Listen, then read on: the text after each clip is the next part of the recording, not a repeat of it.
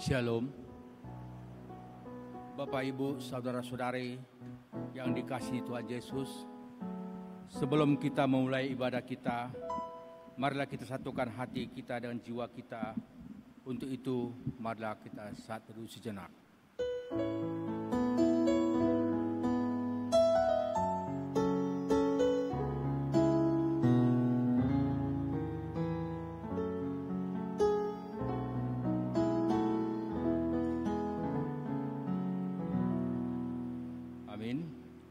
Marilah kita bernyanyi dari Kidung Jemaat nomor 20 ayat 1 tambah 4.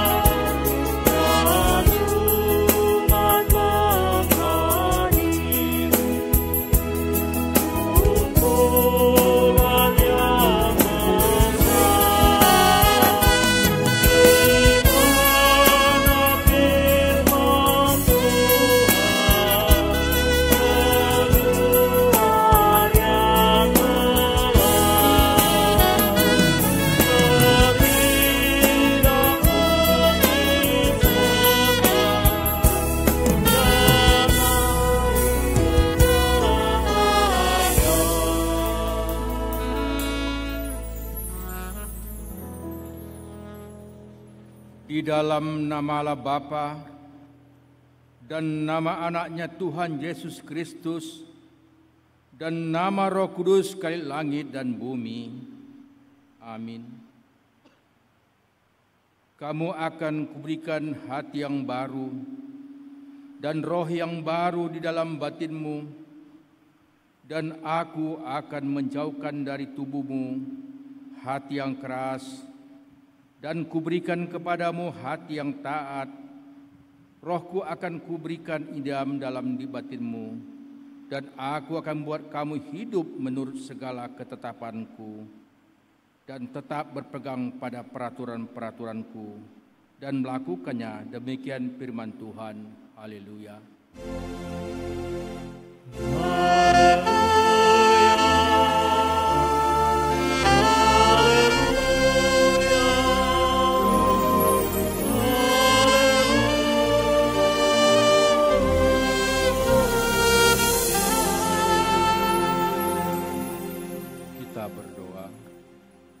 Ya Tuhan Allah Bapa kami yang Maha Suci, Engkau telah mengajar dan membimbing kami dengan firman-Mu yang kudus itu, supaya kami membuka hati kami untuk menyambut Roh-Mu yang kudus itu, menjadi pembimbing dan penolong kami. Bukalah iman kami kepadamu, supaya kami dalam sukacita menyediakan hidup kami untuk-Mu. Biarlah Roh-Mu berkuasa memimpin dan menentukan langkah-langkah hidup kami di dalam anak-Mu Tuhan Yesus Kristus Juru Selamat kami. Amin. Kita angkat pujian dari Kidung Jemaat nomor 396 ayat 1 tambah 4.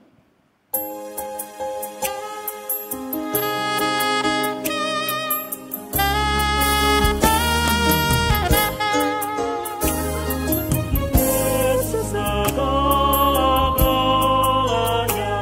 mencari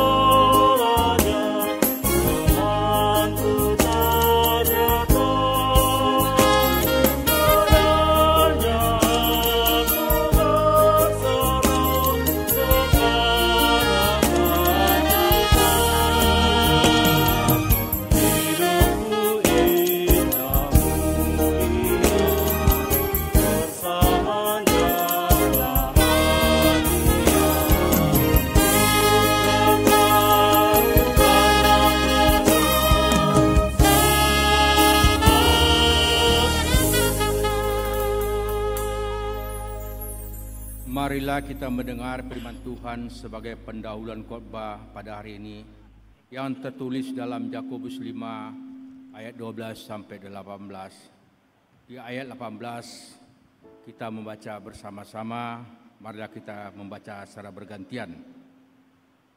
Mengenai sumpah dan doa untuk orang sakit. Tetapi yang terutama saudara-saudara, janganlah kamu bersumpah demi sorga maupun demi bumi atau demi sesuatu yang lain. Jika ya, hendaklah kamu katakan ya. Jika tidak, hendaklah kamu katakan tidak, supaya kamu jangan kena hukuman. Kalau ada seorang di antara kamu yang menderita, baiklah ia berdoa. Kalau ada seorang yang bergembira, baiklah ia menyanyi. Kalau ada seorang di antara kamu yang sakit, baiklah ia memanggil para penetua jemaat, supaya mereka mendoakan dia, serta mengoleskan dengan minyak dalam nama Tuhan. Dan doa yang lahir dari iman akan menyelamatkan orang sakit itu, dan Tuhan akan membangunkan dia. Dan jika ia telah berbuat dosa, maka dosanya itu akan diampuni. Karena itu hendaklah kamu saling mengaku dosamu dan saling mendoakan supaya kamu sembuh. Dua orang benar bila dengan yakin didoakan sangat besar kuasanya. Elia adalah manusia biasa, sama seperti kita, dan ia telah bersungguh-sungguh berdoa supaya hujan jangan turun, dan hujan pun tidak turun di bumi selama 3 tahun dan 6 bulan. Ayat 18, mari kita sama-sama. Lalu ia berdoa pula, dan langit menurunkan hujan, dan bumi pun mengeluarkan buahnya. Sampai demikianlah pembacaan firman Tuhan. Berbahagialah setiap orang yang mendengar firman Allah, yang menghayati serta mengamalkannya. Amin. Kita bernyanyi, Yesus hanya sejauh doa.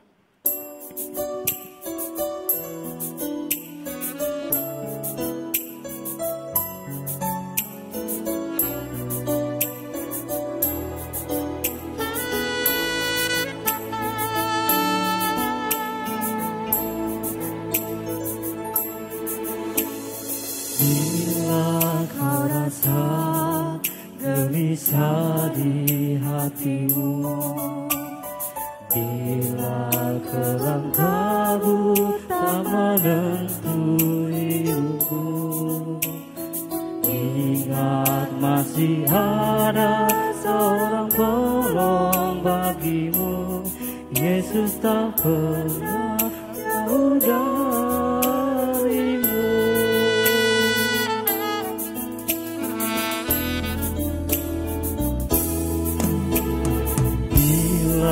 Cobaan menggodai hatimu, bila sengsara menimpa keadaanmu, ingat Yesus akan pernah jauh darimu. Dia selalu pedulikan kamu. Berseru memanggil namanya, berdoa dia akan segera menghampiri dirimu. Percaya Yesus tak jauh darimu, dia hanya sejauh doa.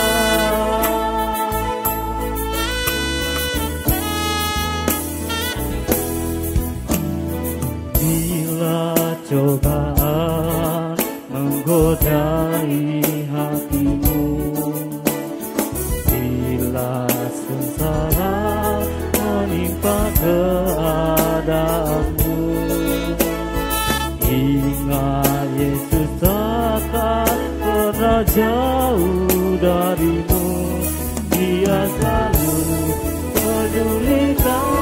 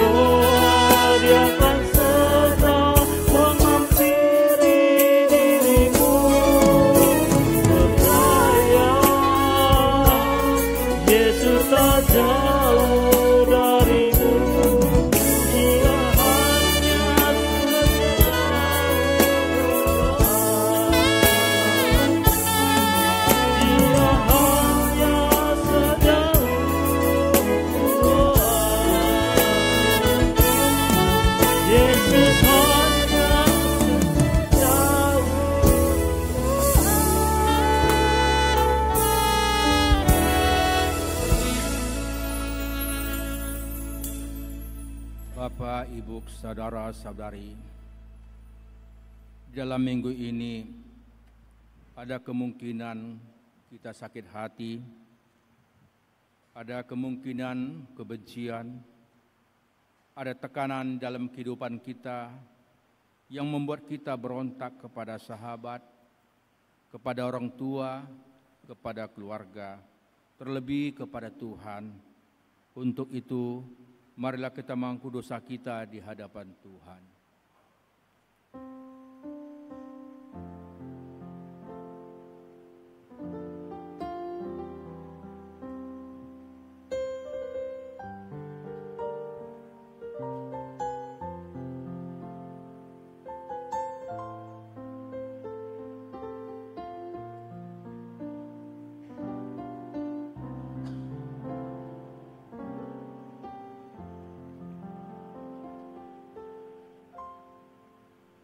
Bapa kami yang di sorga, yang maha pengasih, kami datang bersembah sujud di hadapan-Mu, mengaku dan menyesali segala dosa dan kejahatan kami.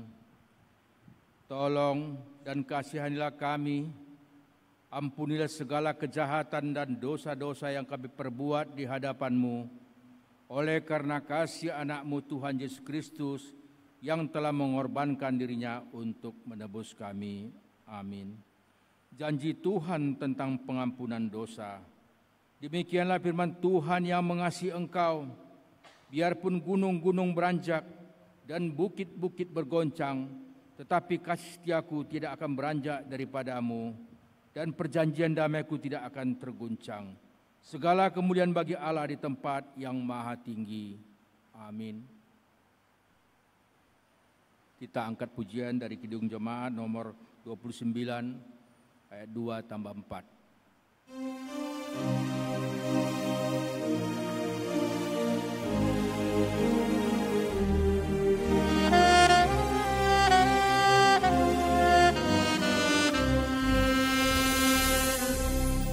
Di muka Tuhan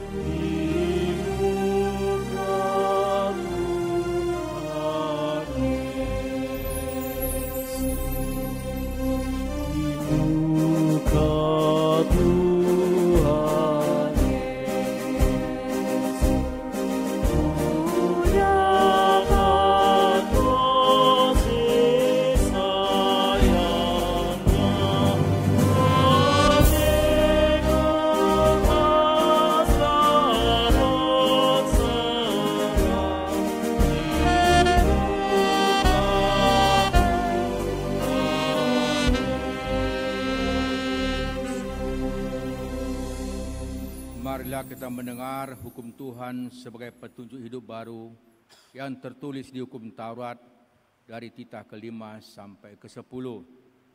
Titah ke-5. Hormatilah ayah dan ibumu supaya lanjut umurmu di bumi yang diberikan Tuhan Allah kepadamu. Titah ke-6. Jangan engkau membunuh.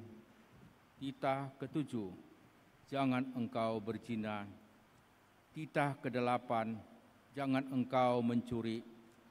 Titah ke-9, jangan mengucap saksi dusta terhadap sesamamu manusia. Titah ke-10, jangan mengingini rumah sesamamu, jangan mengingini istrinya, atau hambanya laki-laki, atau hambanya perempuan, atau lembunya, atau keledainya, atau apapun yang dimiliki sesamamu. Sampai demikianlah. Ya Allah Bapa kami, berilah kami kekuatan untuk melakukan yang sesuai dengan hukum-Mu. Amin. Kita angkat pujian dari Kidung PKJ nomor 264 ayat 2 sampai 3.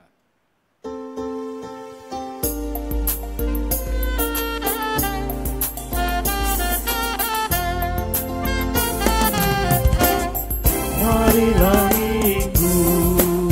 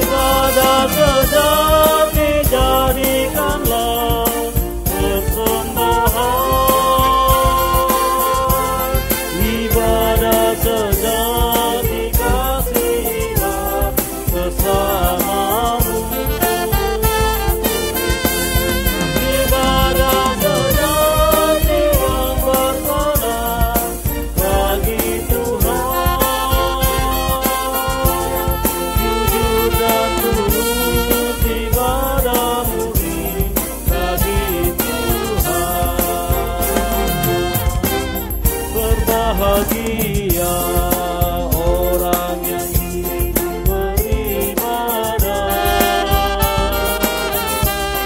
yang melayani orang susah dan lemah, dan penuh kasih menolong orang yang terdebar. Itulah tanggung jawab orang beriman. Ibadah sedang dijadikanlah persembahan. Ibadah sedang dikasihilah bersamamu. Ibadah sedang yang berkenan bagi Tuhan. Jujur dan tulus ibadah murni bagi Tuhan. Marilah kita bersaksi mengikrarkan pengakuan iman kita bersama jemaat pada segala abad di seluruh dunia ini. Aku percaya kepadalah Bapa yang Maha Kuasa, Khalid langit dan bumi. Aku percaya kepada Yesus Kristus, Anaknya yang tunggal Tuhan kita, yang dikandung daripada Roh Kudus, lahir dari anak darah Maria, yang menderita di bawah pemerintahan Pontius Pilatus, disalibkan, mati dan dikuburkan, turun ke dalam kerajaan maut, pada hari yang ketiga bangkit pula dari antara orang mati, naik ke surga, duduk di sebelah kanan Allah Bapa yang Maha Kuasa, dan akan datang dari sana untuk menghakimi orang yang hidup dan yang mati. Aku percaya kepada Roh Kudus, gereja yang kudus dan am, persekutuan orang kudus, kebangkitan daging, dan hidup yang kekal. Amin.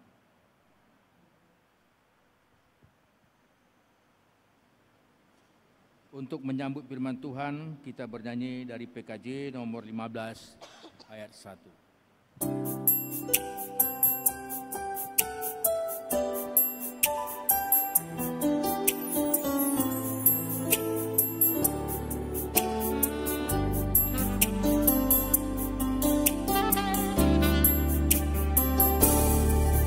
Kusiapkan hatiku Tuhan menyambut firman-Mu saat ini. Aku sujud menyembah Engkau dalam hadirat-Mu saat ini. Curahkanlah pengurapan-Mu kepada umat-Mu saat ini.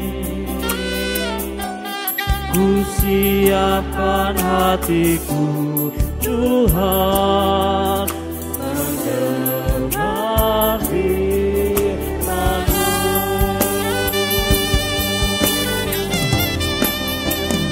Firman-Mu Tuhan tiada berubah,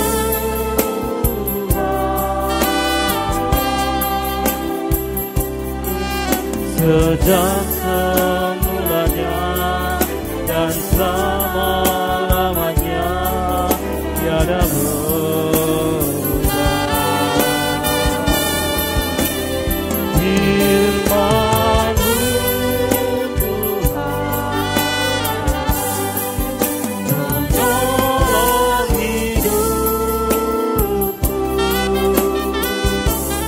Ku siapkan hatiku Tuhan menyambut firman-Mu.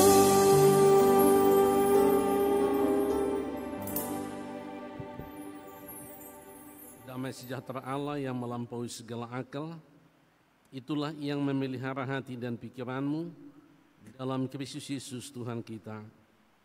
Amin. Salam Bapak Ibu Saudara-saudara.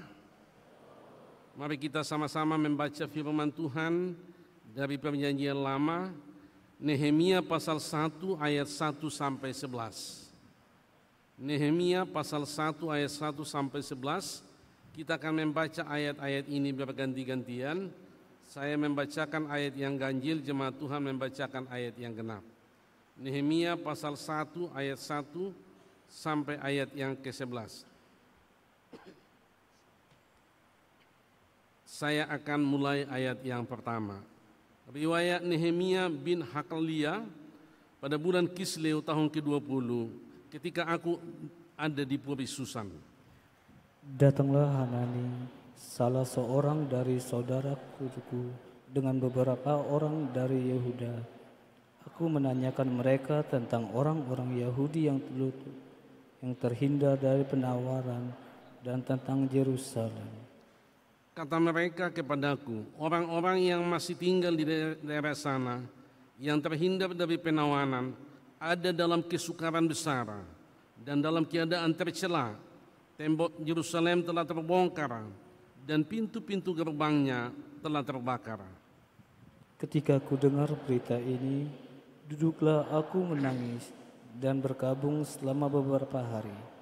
Aku berpuasa dan berdoa kepada hadirat Allah semesta langit.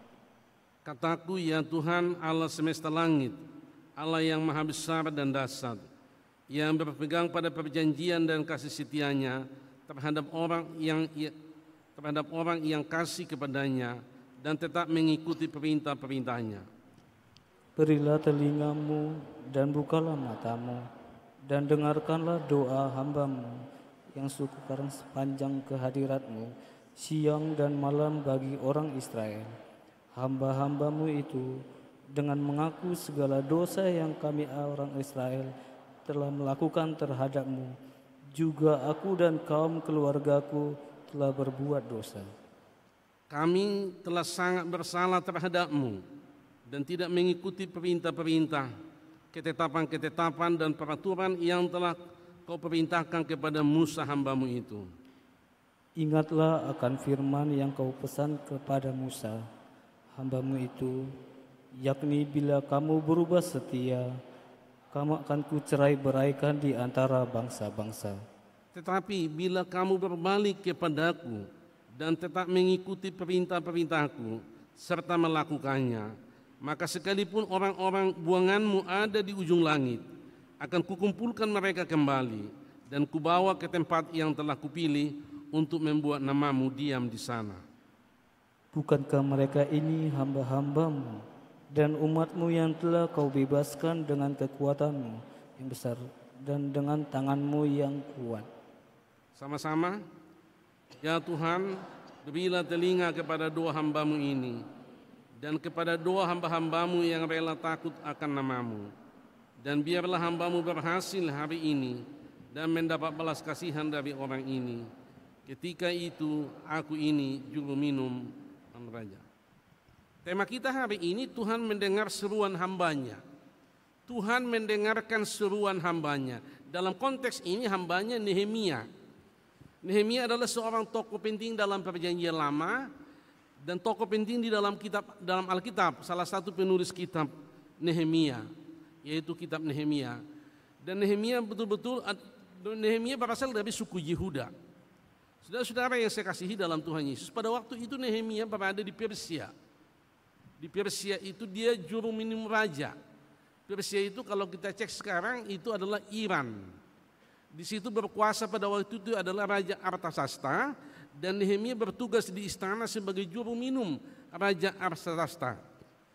Lalu ketika dia mendengarkan ada berita dari Yerusalem, kita lihat tadi di dalam ayat yang kedua, kita lihat di situ, datanglah Hanani, seorang dari saudara-saudara dan beberapa orang dari Yehuda.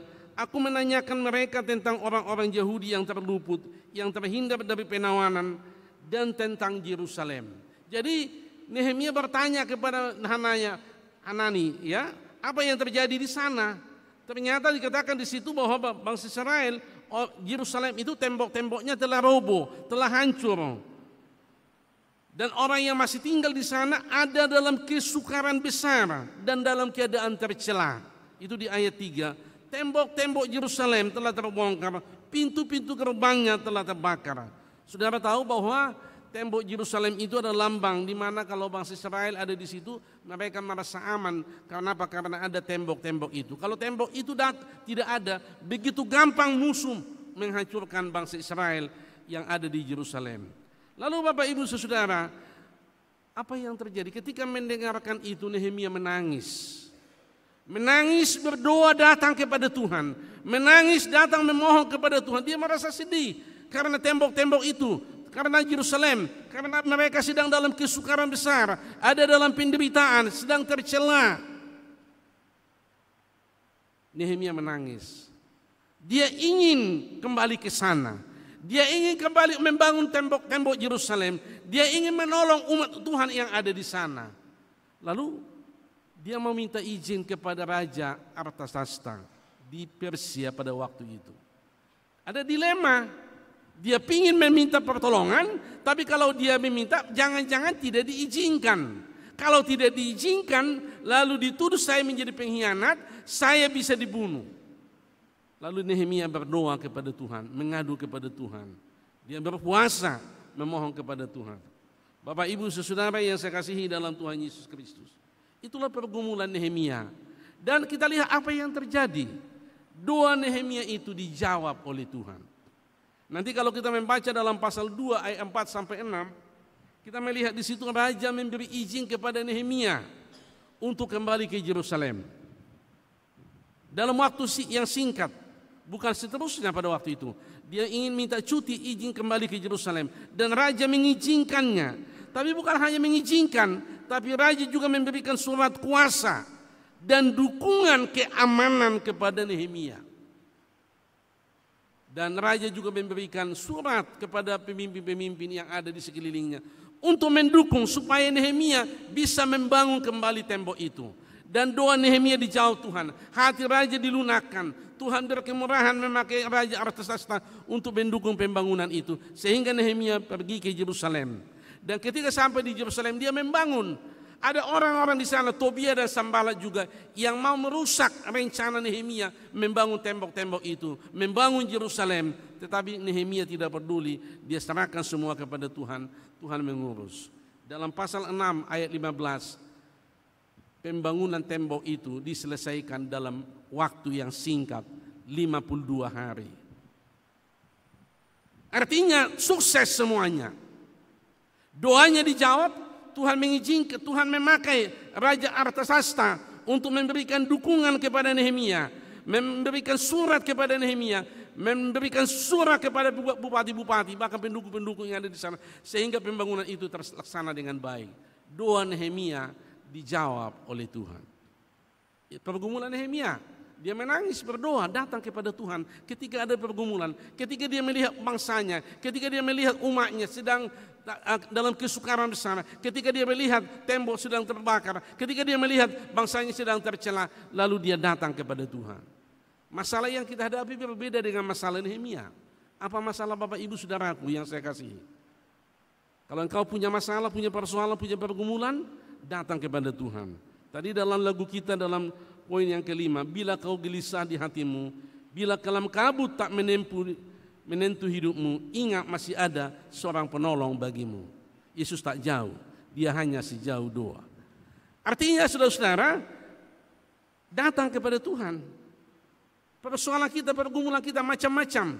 Tapi apa yang harus kita lakukan supaya Tuhan menjawab doa kita, menjawab seruan kita, sebagaimana doa Nehemia dijawab, sebagaimana Tuhan berkemurahan kepada Nehemia, sebagaimana Tuhan mengubah hati pikiran Raja Artasasta sehingga memberikan support, memberikan izin kepada Nehemia untuk kembali. Di mana rahasianya? Kenapa doa Nehemia bisa dijawab? Apa yang harus kita lakukan supaya Tuhan menjawab doa kita? Dengan masalah-masalah, dengan kondisi yang kita hadapi sekarang, apa yang harus kita lakukan? Yang pertama, kita harus datang berdoa dengan kerendahan hati kepada Tuhan. Datang berdoa dengan kerendahan hati kepada Tuhan. Kita baca dulu sama-sama ayat 4. 1, 2, iya. Ketika aku dengar berita ini, duduklah aku menangis dan berkabung selama beberapa hari. Aku berpuasa dan berdoa kehadiran Allah semesta langit. Perhatikan di sini, ketika aku dengar berita ini, berita apa? Berita di mana tembok telah roboh, telah terbongkar. Bangsa Israel dalam kesukaran besar, sedang tercela.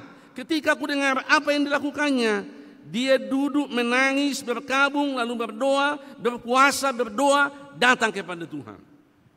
Berdoa, berpuasa, datang kepada Tuhan. Datang dengan kerendahan hati, berdoa kepada Tuhan. Lalu ayat yang ke-6, kita baca sama-sama. Ayat 6, 1, 2, iya.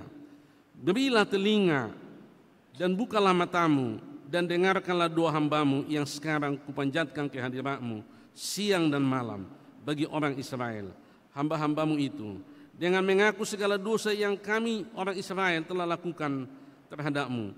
Juga aku dan kaum keluargaku telah berbuat dosa. Berilah telinga, bukalah matamu, dengarkanlah doa hambamu ini.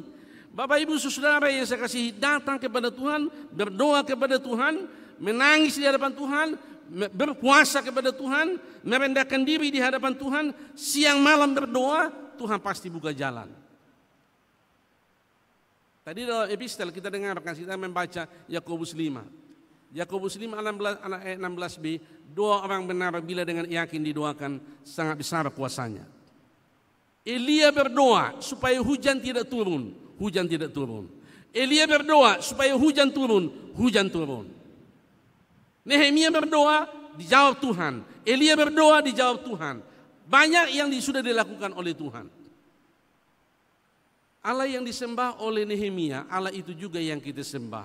Allah yang disembah oleh Nabi Elia, itu juga yang kita sembah. Yesus Kristus tetap sama, baik kemarin maupun hari ini, sampai selama-lamanya. Kuasanya masih berlaku sampai saat ini. Datang berdoa, berseru, berpuasa, merendahkan diri di hadapan Tuhan. Tuhan pasti buka jalan. Saudara yang saya kasihi dalam Tuhan Yesus Kristus, ada seorang ibu namanya Ibu Rina.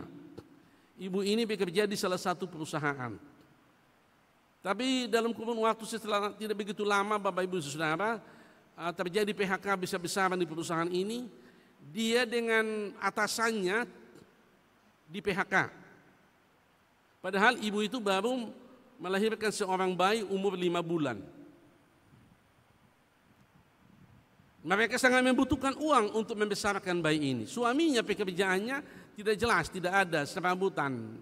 Jadi yang diandalkan selama ini Ibu Rina. Saudara tahu, Ibu Rina datang kepada Tuhan, berdoa kepada Tuhan supaya Tuhan buka jalan. Hari demi hari, waktu demi waktu, lama-lama tabungannya mulai habis. Lama-lama makin habis, lama-lama makin habis, lama-lama makin habis. Pada suatu hari, uangnya hanya tinggal beberapa ribu. Tapi dia berdoa kepada Tuhan, tiap malam dia berdoa, siang malam berdoa, Tuhan buka jalan. Aku percaya Tuhan, pasti Tuhan tolong. Tuhan adalah gembalaku, takkan kekurangan aku. Ia membaringkan aku di padang yang berumput hijau. Setelah berbulan-bulan, tidak ada juga. Lama-lama makin kandas, makin sulit, makin sulit, makin sulit. Satu hari mau berangkat dia ke Posyandu membawa anaknya. Sebelum berangkat dia berdoa kepada Tuhan. Tuhan, saya mau berangkat membawa anakku ke Posyandu. Tolong saya memohon kepadamu supaya engkau berkarya membantu kami, mengasihi anak ini, mengasihi keluarga kami, buka jalan bagi kami. Lalu dia bawa ke Posyandu, waktu dia bawa, lalu dia mau pulang. Ketika dia mau pulang, dia ketemu dengan seorang laki-laki di jalan. Laki-laki itu mantan atasannya, atasan tempat dia bekerja dulu, yang sama di PHK pada waktu itu. Lalu atasannya ini sudah mendapat pekerjaan yang baru. Lalu ditanya, Ibu Rina di mana sekarang kerja? Dia bilang apa? Oh, saya belum bekerja, Pak. Lalu apa dibilang mantan atasannya itu? Saya sudah bekerja di sebuah perusahaan. Saya mendapat jabatan di sana yang lumayan. Tetapi persoalannya sekarang kami membutuhkan seorang yang seperti Ibu Rina, yang jujur takut akan Tuhan, untuk bisa bekerja satu orang lagi. Kalau ibu mau minggu depan bisa langsung kerja. Dia bilang apa? Puji Tuhan Pak, ini jawaban doa. Saya mau. Ketika dia masuk ke kantor, lalu bicara dengan HRD-nya, apa yang terjadi?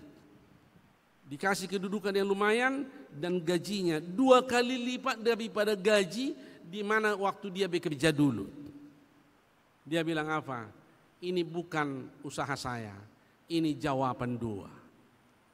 Di tengah-tengah situasi yang sulit, di tengah-tengah di mana kita tak berdaya, di mana kita tidak mampu lagi, tapi ketika kita datang kepada Tuhan, mengadu kepada Tuhan, berharap kepada Tuhan, menyerah kepada Tuhan, bisa Tuhan buka jalan. Sebab bagi Tuhan tidak ada yang mustahil. Saudara-saudara yang kekasih dalam Tuhan Yesus Kristus, berserulah kepadaku, maka aku akan menjawab engkau. Kata Yeremia pasal 33 ayat 3. Mari kita berseru kepada Tuhan. Ada persoalan yang kau hadapi, kesulitan yang kau hadapi, masalah yang kita hadapi, tantangan yang hadapi, pergumulan yang kita hadapi, masalah pekerjaan, masalah studi, masalah suami, masalah istri, masalah anak, ada beban, ada masalah sakit penyakit, masalah apa saja. Berseru datang kepada Tuhan dengan kerendahan hati. Tuhan pasti menjawabnya dengan cara Tuhan tersendiri. Cepat atau lambat waktu Tuhan, kita sabar menunggu waktu Tuhan, Tuhan pasti menolong kita. Apa yang harus kita lakukan supaya Tuhan mendengarkan seruan doa kita? Kita harus datang berdoa dengan kerendahan hati. Yang kedua, kita harus jujur mengakui semua dosa kita di hadapan Tuhan. Jujur mengakui semua dosa kita di hadapan Tuhan. Mari kita baca ayat yang ke-6 ya. Ayat yang ke-6 dan 7. Ayat 6 dulu. Sama-sama 1, 2 iya. Berilah telingamu dan bukalah matamu dan dengarkanlah doa hambamu yang sekarang kupanjatkan ke hadiratmu siang dan malam bagi orang Israel. Hamba-hambamu itu dengan mengaku segala dosa yang kami orang Israel telah lakukan terhadapmu.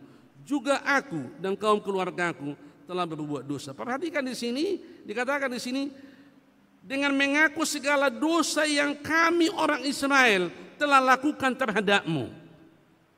Juga aku dan kaum keluargaku telah berbuat dosa. Ayat 7 sama-sama. 1, 2 ya.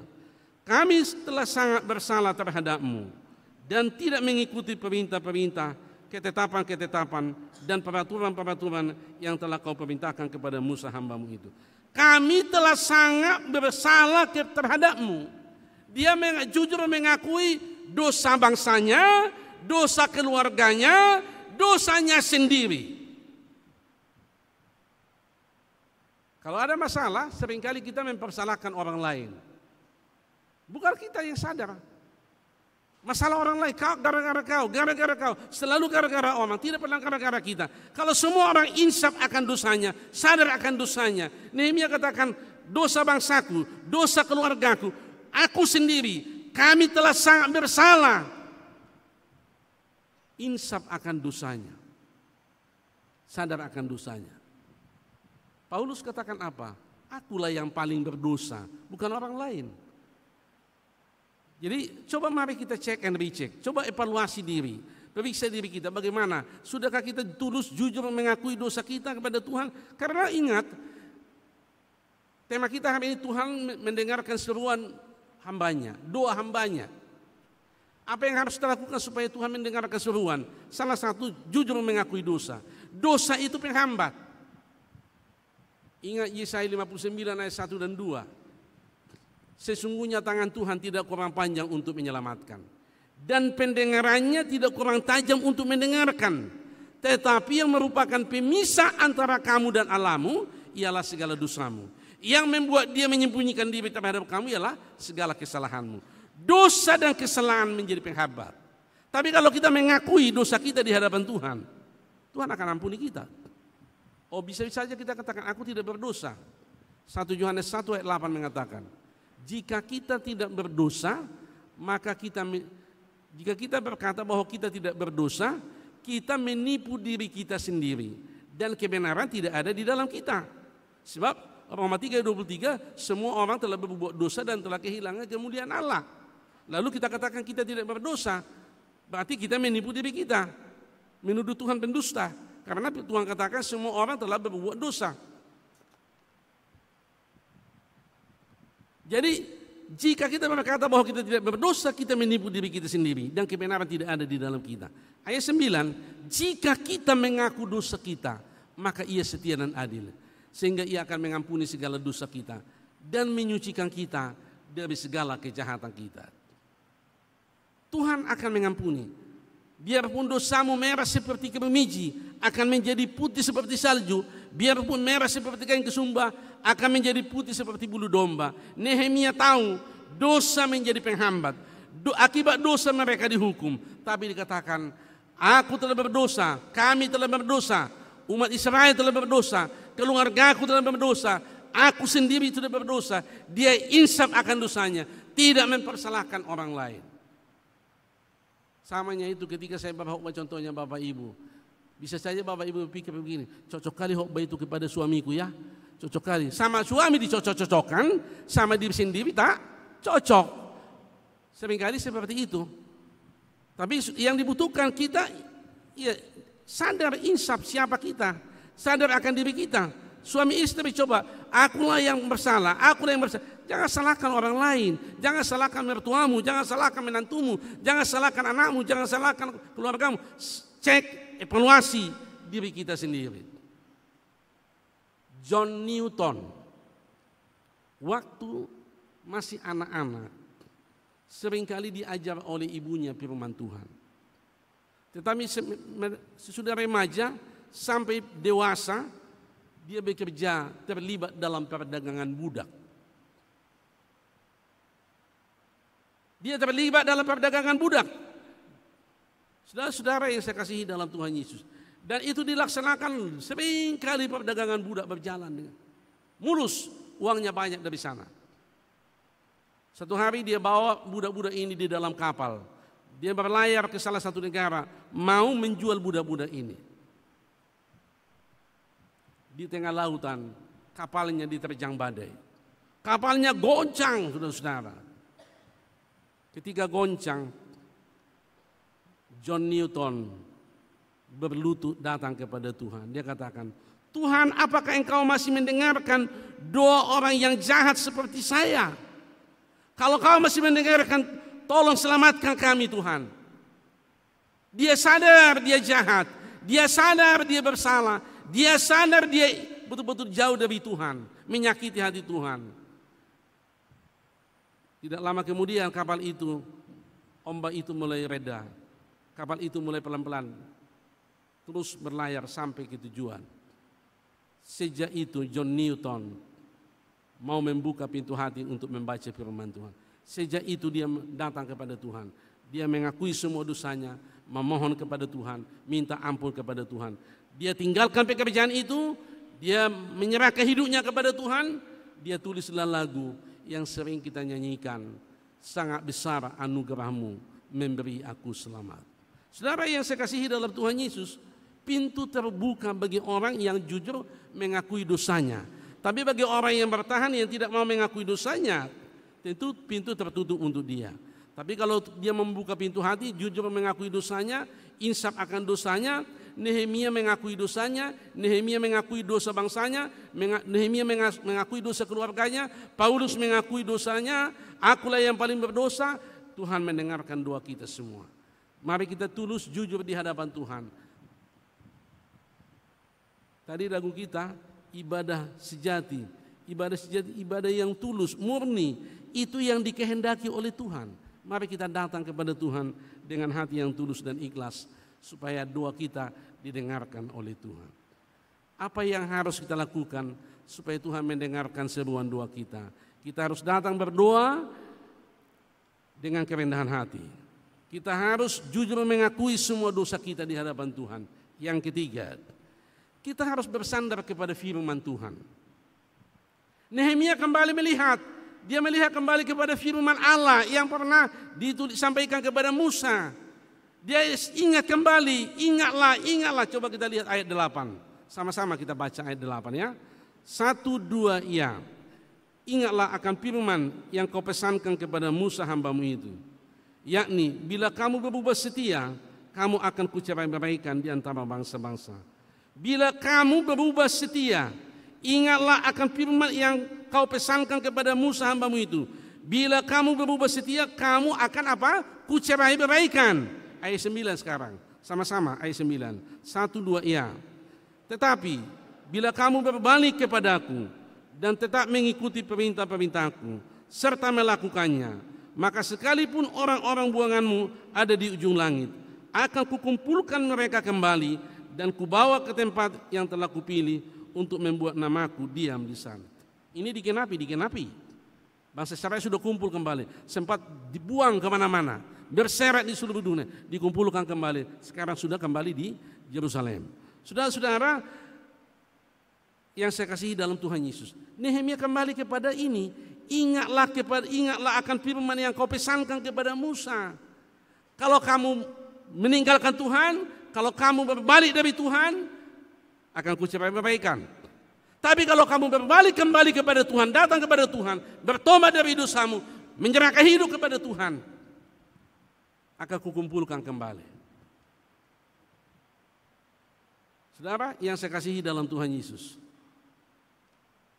kita harus kembali kepada firman. Firman Tuhan itu ya dan amin. Itu pegangan kita. Itu otoritas tertinggi. Apa kata firman itu yang kita ikuti? Ikuti kata firman. Bersandar kepada firman, ingat kepada firman. Firman Tuhan itu pelita bagi kita dan terang bagi jalan kita. Dalam 2 Timotius 3:16, segala tulisan yang diilhamkan Allah bermanfaat untuk mengajar, untuk menyatakan kesalahan, memperbaiki kelakuan, mendidik orang dalam kebenaran. Mari kita kembali kepada firman, dengarkan firman. Yang terakhir saudara, yang keempat, apa yang harus kita lakukan supaya Tuhan mendengarkan doa kita? Kita harus taat dan bertindak melakukan pekerjaan Tuhan.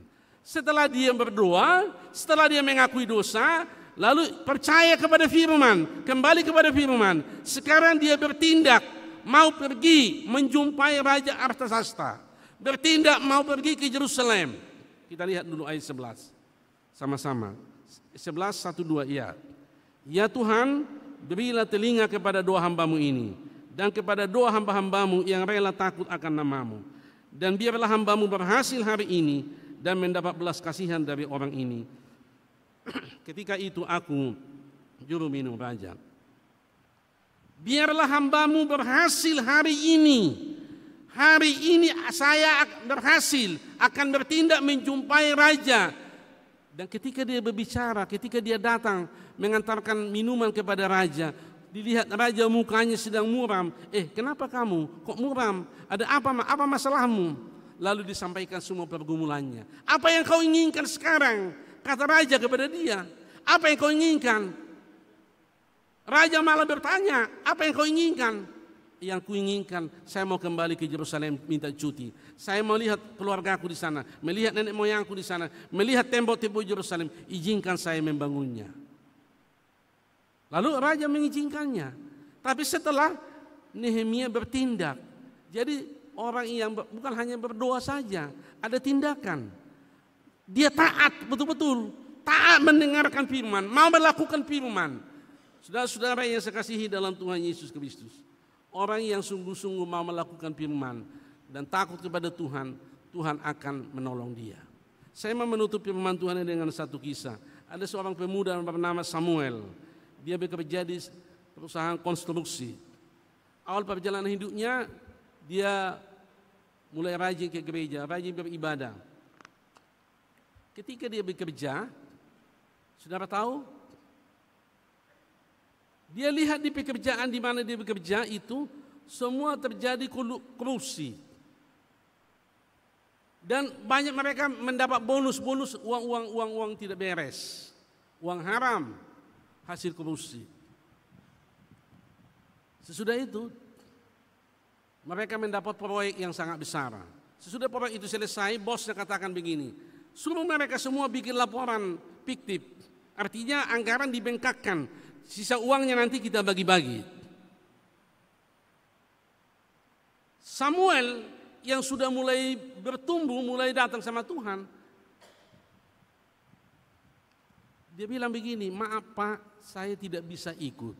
Kenapa? Kata bosnya, saya orang Kristen, saya dilarang, tidak diizinkan Tuhan untuk melakukan seperti itu.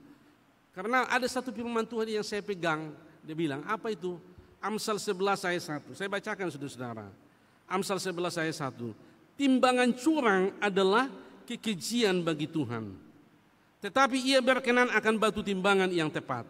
Timbangan curang adalah kekejian bagi Tuhan.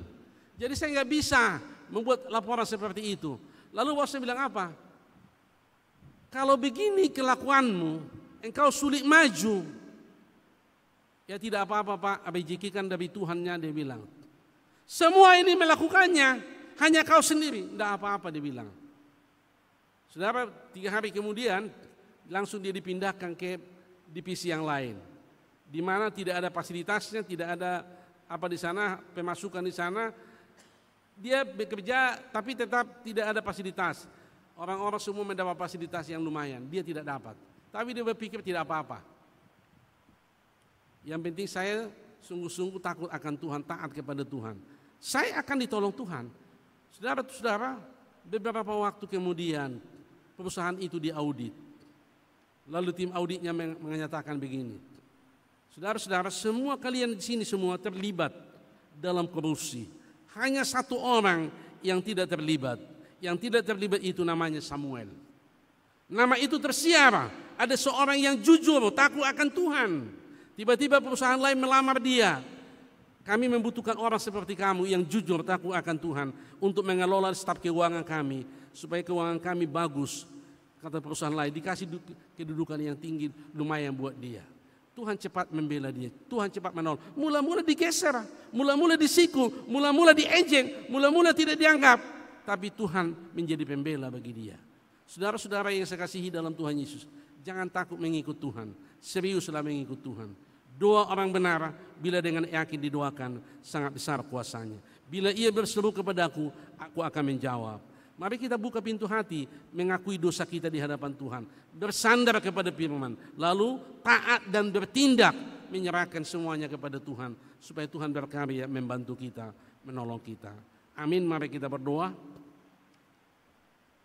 Bapa, terima kasih untuk firman-Mu yang sudah kami baca, sudah kami renungkan, yang kembali menolong kami, membimbing kami, mengingatkan kami, menginsapkan kami, menyadarkan kami. Ketika kami punya masalah, punya persoalan, punya pergumulan, punya kesulitan, bimbing kami supaya kami takut datang kepada Tuhan, berseru kepada Tuhan, memohon kepada Tuhan dengan kerendahan hati, jujur mengakui semua dosa kami di hadapan Tuhan. Tuhan, hamba berdoa untuk setiap Bapak Ibu Saudaraku yang ada di sini. Engkau melihat tiap-tiap mereka dengan nama mereka masing-masing. Mungkin ada beban, mungkin ada masalah, mungkin ada persoalan, mungkin ada pergumulan, kendala, tantangan yang sedang mereka hadapi dalam hidup mereka. Apakah itu masalah pribadi, masalah suami, masalah istri, masalah anak, masalah ekonomi, masalah pekerjaan, masalah studi, masalah sakit penyakit, masalah apa saja.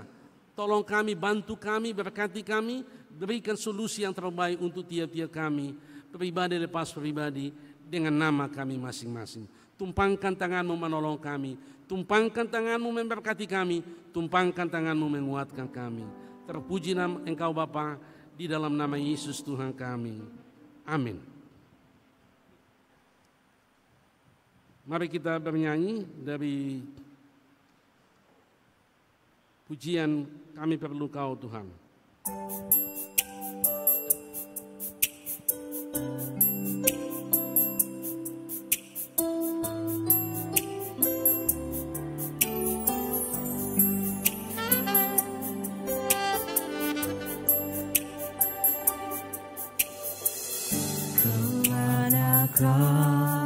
Kami mencari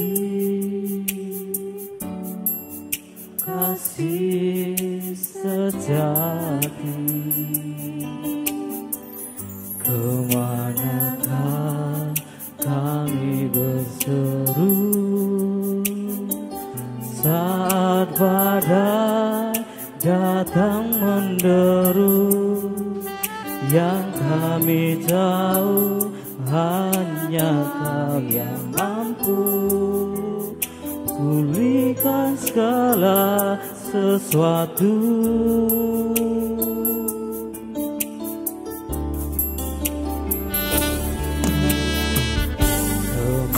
Kemanakah kami mencari kasih sejati,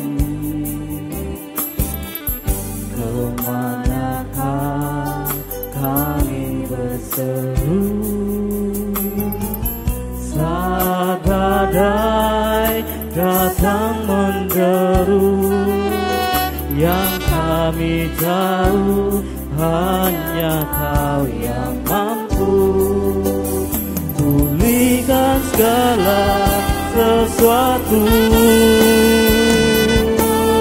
Kami perlukan keajaiban-Mu, kami butuhkan sentuhan tangan-Mu. Kami tak dapat jalan sendiri, kami perlu Kau Tuhan.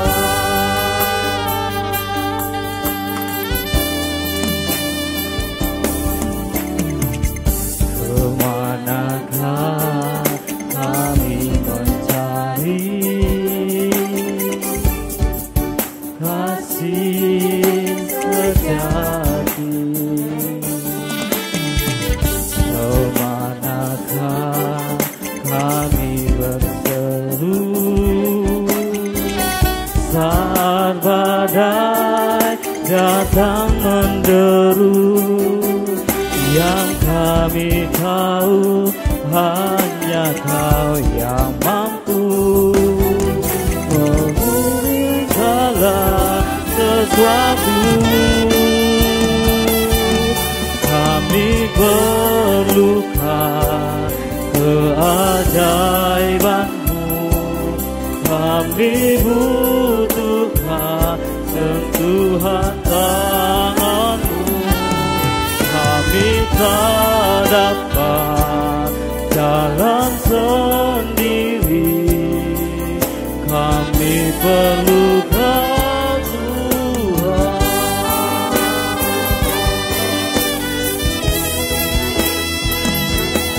Kami perlukan keajaiban-Mu, kami butuhkan sentuhan tangan-Mu.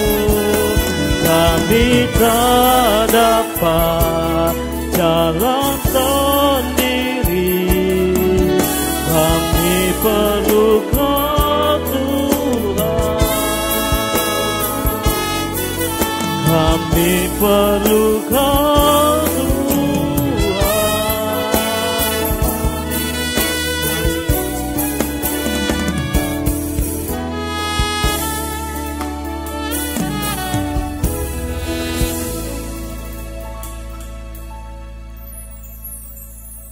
Ayat firman Tuhan yang mendasari kita untuk memberikan persembahan dari Galatia 6 ayat 9. Janganlah kita jemu-jemu berbuat baik, karena apabila sudah datang waktunya, kita akan menuai jika kita tidak menjadi lemah.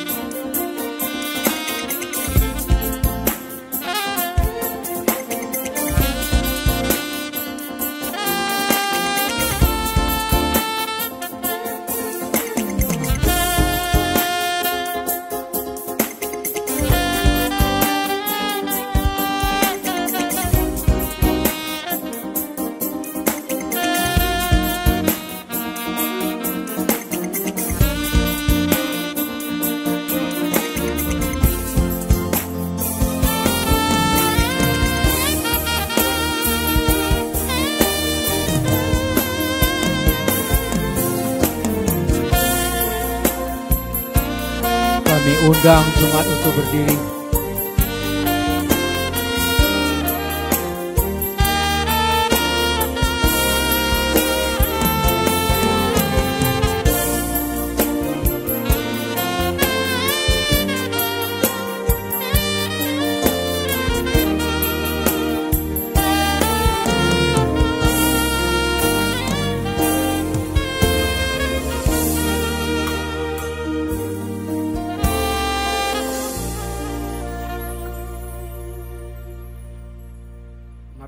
Menyerahkan persembahan kita kepada Tuhan. Ialah Bapa kami yang di surga, kami mengaku dengan setulus hati, Engkaulah sumber segala berkat dan karunia. Di sini kami memberikan persembahan syukur kami kepadamu. Terimalah persembahan umat-Mu dan berkatilah menjadi alat kesaksian, persekutuan dan pelayanan jemaat-Mu ini. Jadikanlah hidup kami persembahan yang berkenan kepadamu, dan pakailah hidup kami untuk turut menghadirkan tanda-tanda kerajaan-Mu di seluruh dunia ini. Kasih, keadilan, dan damai sejahtera dan sukacita. Bukalah hati kami oleh Roh-Mu yang kudus, agar kami senantiasa mengucap syukur kepadamu, di dalam nama Yesus Kristus Tuhan kami. Amin. Beri persembahan pada Tuhanku, sambil puji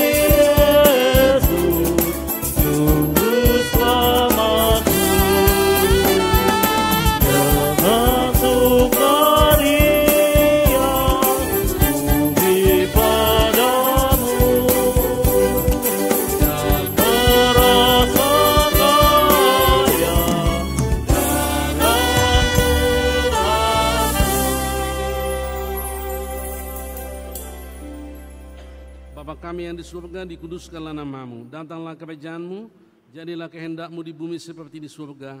Berikanlah kami pada hari ini makanan kami yang secukupnya, dan ampunilah kami akan kesalahan kami, seperti kami juga mengampuni orang yang bersalah kepada kami. Dan janganlah membawa kami ke dalam pencobaan, tetapi lepaskanlah kami daripada yang jahat.